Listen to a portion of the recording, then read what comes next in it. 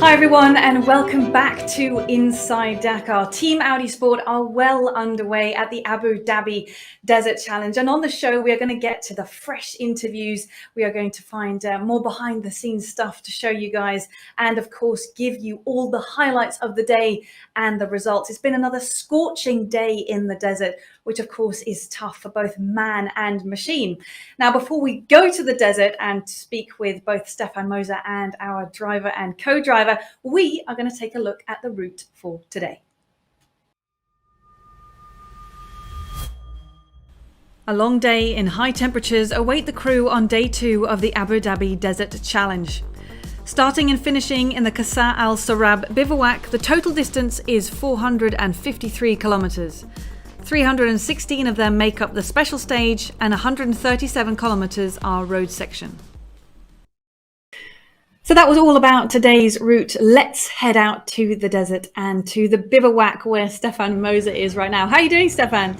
Hi Molly, here we are back again in the middle of the bivouac and in the middle of the desert, right between the dunes around us. And as you could see, there's business as usual. Our car is back, the people are working on the car and preparing everything for tomorrow. On the right side you could see Stefan, Peter, Hansel and Edu are still waiting for the interviews.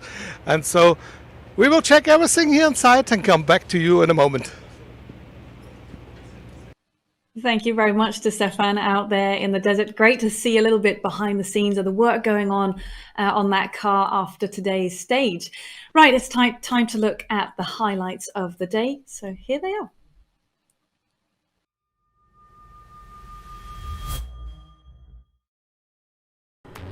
Good news after the demanding Stage 2 of the 2022 Abu Dhabi Desert Challenge. Team Audi Sport is still in the lead in the overall classification for a second consecutive day. In the loop starting and finishing in Hamim, Stefan Peter-Hansel and his co-driver Edouard Boulanger maintained an advantage of 7 minutes 49 seconds over Toyota driver Yazid Al-Raji in the overall rally classification. The Audi driver pairing lost some time when a slow puncture after the neutralization zone required the change of a wheel. In addition, the outside temperature was hotter than on the first day, pushing crews and machines to the limits. After 316 grueling stage kilometers in the desert, Stefan Peter-Hansel finished 4th in this section behind Dakar winner Nasser Al-Attiyah, Sebastian Loeb and Yazid Al-Raji. With 3 more days to come, it looks like a tough fight for the top positions. It was not easy today. It was already a long day, and today it was also hotter than yesterday inside the car. But for everything, also for all the part of the car, it was more demanding. It's P4 today for the sole Audi RSQ e-tron taking part in the Abu Dhabi Desert Challenge, which was enough for Team Audi Sport to keep the overall lead in the hot desert. Wonderful to see that the team are still in the lead of the Abu Dhabi Desert Challenge after 2 days in the scorching heat in the desert. And now it is time to speak with the driver and co-driver who are with Stefan out in the desert right now. Yes, Molly, I'm here again together with Stefan and Edu, and I learned every day a lot of things brand new. For example, in the past, I always named him Mr. Dakar because he's the record winner at the Rally Dakar, but he's still the record winner at the Abu Dhabi Desert Challenge. That's what I've learned today. 5 wins, I've heard. I think 7 victories here. 7 victories. Okay. 1 with motorcycle and 6 with a car. Okay, so he is the reigning champion and he's still the leader in the race this year. How was your day?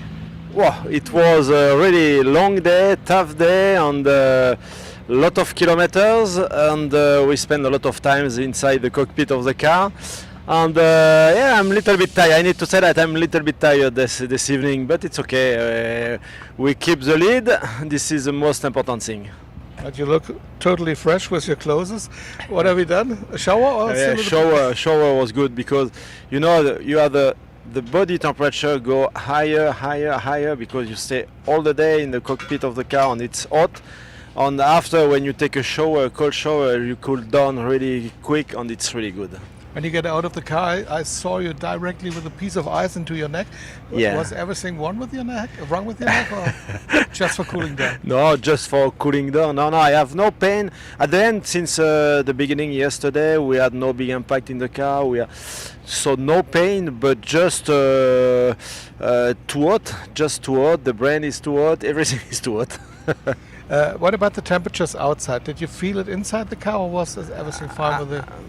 This morning it was okay, but this afternoon it was really a little bit hotter. But especially when you are slow, because when you have a good speed, there is the wind, there is everything. But when you are slow in small dunes, first you fight little bit more with the steering wheel, because when it's narrow and slow, you fight with the steering wheel, and there is no wind, nothing. So it's meant I don't know exactly the temperature inside the cockpit, but in the past it was sometimes close to 60 degrees.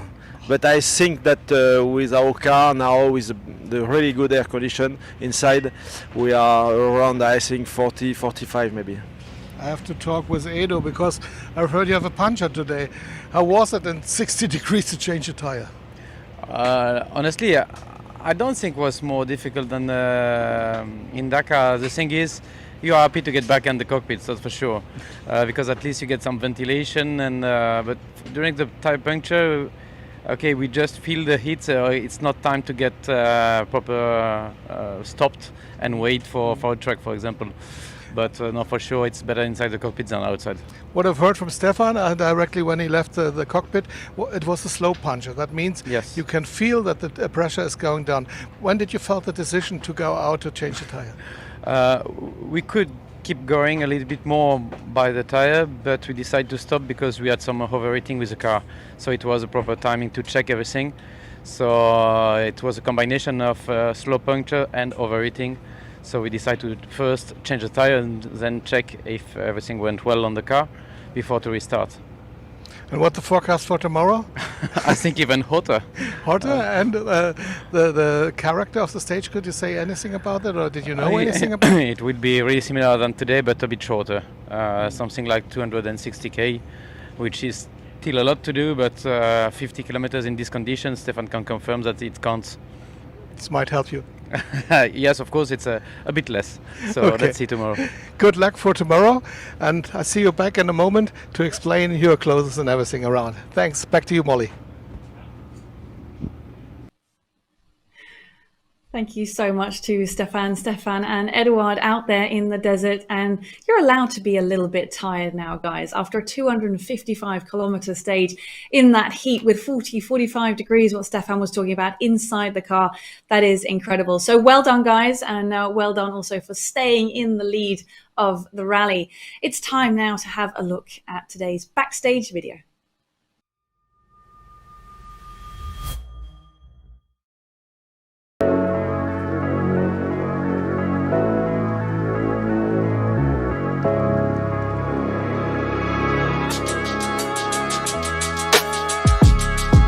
The first time we are facing this kind of conditions in terms of temperature, and even today the car will react perfectly. Temperature will be really high, but also we will stay only on the sand. So this is two conditions that we never had during the Dakar. Every part of the car gets stressed by the heat, by the sand. Yeah, that's for us a challenge. That's why we came here, because we wanted to know what temperature we can run the car. We know it here, it's probably one of the most difficult stages. Basically when the car gets too hot, or basically the engine gets too hot, or the cooling for the battery gets too hot, you will have less power on the engines. And to be honest, we cannot do much. We have two limits. There's one limit where the car itself changes the strategy, where it reduces the power sometimes. And the other limit is the hard limit, where the components are limiting themselves. The worst case is that the car will reduce the speed and the power, and you lose some time. I need to say that it's the first time that I am in a racing car with air condition with this level. So it means that we are not full of power of the air condition of our car. Of course, we have to be hydrated a lot, so we are drinking a lot inside the cockpit. We have 3 liters per person, which are on our camelbacks just behind the seat. And just in case of real emergency, we have another 3 liters per person, but which are not accessible from the cockpit. So we have to get out from the car and then drink. And of course, with this condition, it's no more water, it's tea. But it's fine. Well, that was some really interesting information on today's backstage video. Heat really offers an added challenge on top of a rally that is so challenging from before. It's time to head back out to the desert because we do encourage you on every single show to send in your questions about the team, the car, the driver, co-driver, anything you want related to this off-road challenge. Guys, are you ready for some questions? Yes, of course, we are ready. And I'm here back with Stefan. He had a lot of stuff with him. His suite, the shoes, and let me check. Not the shoes from today, and his helmet and the hand system. The first question was, is it the same stuff than quite normal racer on a racetrack use? Yes, at the end, the FIA homologation is the same. So this is something that we can use also for the racing car, for the circuit, or all kind of rally. It's possible to use. The only thing is that for us, the overall is maybe a little bit lighter. Some model of overall are lighter than the other one. So for us, we are very often in a hot country, so we have a light overall. But even with a temperature of 40 degrees and more, you have to wear your underwear. Yes, underwear is not here, but we have underwear, trousers on the jacket, not the jacket, the shirt also. And yeah, sometimes it's really hot, for sure. But I remember when I started a long time ago, it was not. It was possible to drive with nothing, just a short Naked? on the shirt. It was no overall, and after start the overall with fire approved for sure, and after it was underwear. But when I started, it was nothing at all. Can you explain your helmet and the hand system? I can hold your microphone if you want. I think it's something very special. Yes, it saves more lives than every other part of the hands is really important for us because we have not always, but very often a really heavy landing. When you jump dunes, your head move a lot, and with the system of hands, you are limited with your movement of the head, and you save at the end you save your neck. So it's really since I don't know now, maybe 10 or more. But more than 10 years we use, and it's really safe for us, especially in the cross country. You have a lot of scratches of your helmet on the backside. Is this just from the rally here or also from the Dakar? No, this is the problem. To enter in the cockpit, it's a little bit narrow, and there is some fixation that I can't. Yes, I touch every time when I go inside the car. So I'm really sad because normally the helmet with a nice paint, it's always beautiful, but this one is completely destroyed. We need to modify something inside the cockpit. Okay, a pillow or something like that. Another question was, we saw a lot of camel today in the desert, around everywhere. Yeah. Did you ever have problems with camels on the track? No, at the end, this is a big animal, so we are able to see really far. So when there is a group of camel, we need to be safe because you never know which direction they will take. And if you touch a camel, it's not a joke. So we reduce, we change the line, and sometimes we do 200 meters more to pass just not close to the camel. It's the only guys who can full throttle is the Kamas trucks. But you know that sometime in the desert, it's really interesting to follow the line of the camel, because normally the camel, when they move in the desert, they always took not the shorter but the more easy line between the dunes. So sometimes it's really interesting to follow the line of camel. Good to know. Another question was, we know that you can change your tire during the race. Did you have any other tools to repair your car? Yes, we have a toolbox. We have some spare part, but not too much. At the end, we are not able to take, for example, one shock absorber or the shaft or gearbox. It's not possible. So we have some sensor for the engine. We have some small things, the tape, tie ribs, some tools, and the tools also we can use if we need to weigh the truck. We can disassemble some part to prepare to win a time and weigh the truck for the spare part. Okay, so we hope that you don't need these tools, and that's for today from the desert, and we will see you back tomorrow, Molly. Thanks.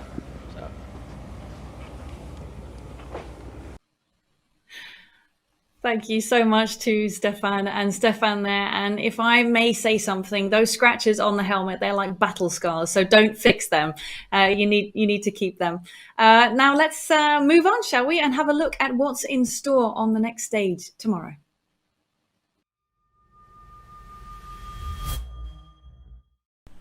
The third and next stage of this year's Abu Dhabi Desert Challenge also starts and finishes in the Qasr Al Sarab bivouac.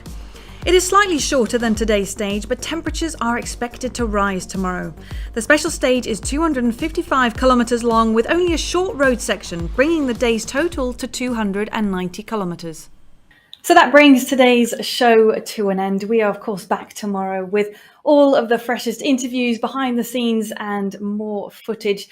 Today was fourth place for Stefan Peter Hansel and Edouard Bollinger, but they do stay in the lead of the rally.